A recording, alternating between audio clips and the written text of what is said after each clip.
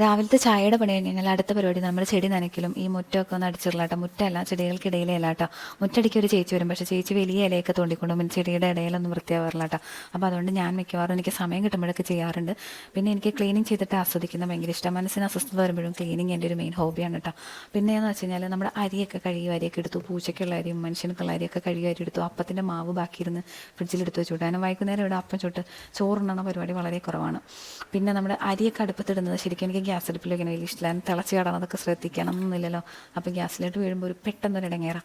പിന്നെ അതുപോലെ തന്നെ പാത്രമൊക്കെ കഴുകി ഒതുക്കിയൊക്കെ വെച്ച് ഓരോ പണി കഴിയുമ്പോഴും പാത്രമൊക്കെ കഴുകി ഒതുക്കിയൊക്കെ വെച്ചിട്ട് ചെയ്യുകയാണെങ്കിൽ പിന്നെ ഒരു സമാധാനമാണ് കേട്ടോ. അല്ലെങ്കിൽ ഭ്രാന്ത് പിടിച്ച പോലെയാവും. പക്ഷേ ഇങ്ങനെ ചെയ്യാനൊന്നും എപ്പോഴൊന്നും പറ്റാറില്ല കേട്ടോ. അപ്പോൾ നമ്മുടെ കോവയ്ക്ക് കറിയണേൻ്റെ ഇടയിൽ നമ്മുടെ പൂച്ചയുടെയും പട്ടിയുടെയൊക്കെ ചോറ് സെറ്റായത് ഞാൻ റൈസ് കുക്കറിൽ ഇറക്കി വെച്ചു. മുമ്പൊക്കെ എപ്പോഴും അടുപ്പത്തൊക്കെ വെച്ചോണ്ടിരുന്നത്. ഇപ്പോൾ സമയം തീരെ ഇല്ലാത്തതുകൊണ്ട് ഞാൻ റൈസ് കുക്കറൊക്കെ വാങ്ങിയതാണ് കേട്ടോ. പിന്നെ നമ്മുടെ ചോറും വാർത്ത് വെച്ചു. അതിൻ്റെ ഇടയിൽ നമ്മുടെ ചേച്ചിക്കുള്ള കഞ്ഞിവെള്ളമാണ് കേട്ടോ ഊറ്റി വെച്ചത്. പിന്നെ നമ്മുടെ വെള്ളം കുടിക്കുന്ന പരിപാടി നമ്മൾ മറക്കരുത് കേട്ടോ. കാരണം എനിക്ക് മറവിയുള്ളത് അതുകൊണ്ട് ഞാൻ സ്പെഷ്യൽ കുപ്പിയൊക്കെ വെച്ചേക്കണം കേട്ടോ. അപ്പോൾ കുപ്പി കാണുമ്പോൾ എനിക്ക് വെള്ളം കുടിച്ചില്ലല്ലോ എന്നുള്ള ഓർമ്മ വരും. അപ്പോൾ വെള്ളം കുടിക്കാനൊക്കെ മറന്ന് കിഡ്നിയൊക്കെ പോയിട്ട് പിന്നെ ഓർത്തിട്ടൊരു കാര്യമില്ല കേട്ടോ.